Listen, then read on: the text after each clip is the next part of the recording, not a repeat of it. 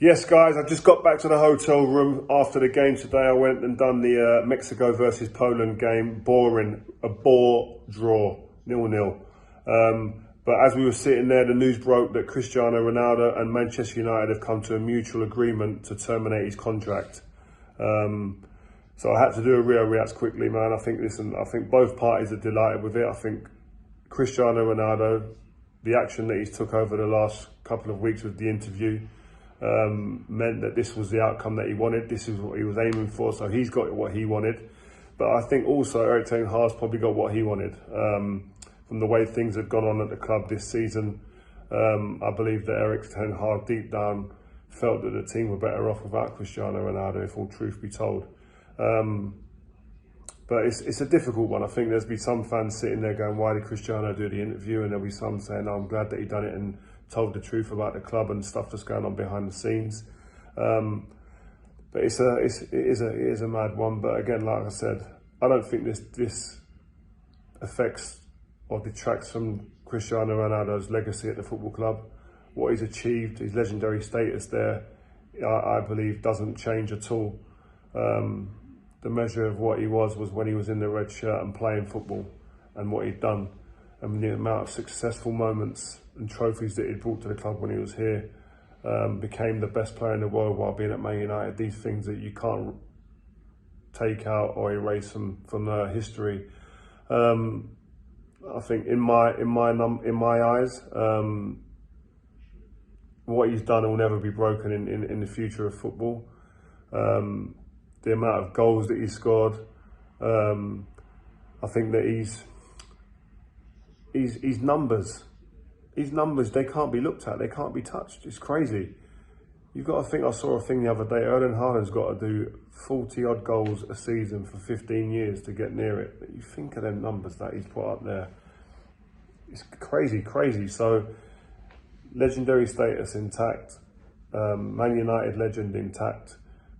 Could it have been done better by both parties? Probably, yeah. Well, yeah, definitely it could have been. But that's all with hindsight. I think emotions take place, they get in play, people get emotional, and things sometimes happen that you look back with hindsight and go, I think maybe in years to come, Cristiano might go, do you know what, maybe I could have handled that differently. Erik ten Hag, I think, will say that at some point in the future, I'm sure. So, no one's perfect.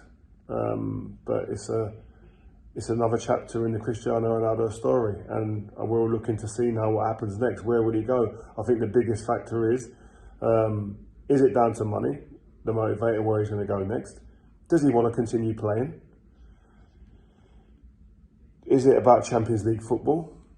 Does he want to go back to Portugal? There's so many different factors that are on the table.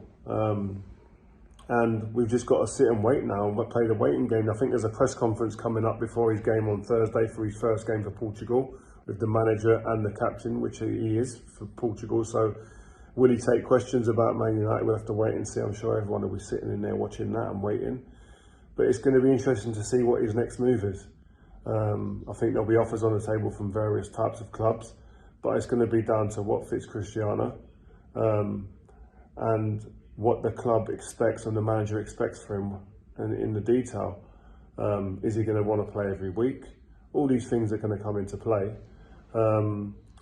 But his performances also, by the way, to understand, his performance in this World Cup could alter the outcome about what happens. There could be clubs sitting there now and going, do you know what, I've seen him play the last few games, he doesn't look the same Cristiano Ronaldo, maybe they might say. And all of a sudden, he goes and bangs 5 or 6 goals in the World Cup. His team get to the semis or the final, and he's been the talisman again. Hold on a minute. We're back to asking, oh God, there's a queue now at the door waiting to sign him. So football can change quickly. And we've got to sit here and wait and see how they do, see how Cristiano does, and see what clubs come knocking. All right, guys, take care and stay on this journey of the World Cup. Also, Patrice Evra is going to be on 5 tomorrow on a show we've got, okay? Make sure you stay tuned and we'll continue this conversation with Patrice. Patrice Evra. I love this game!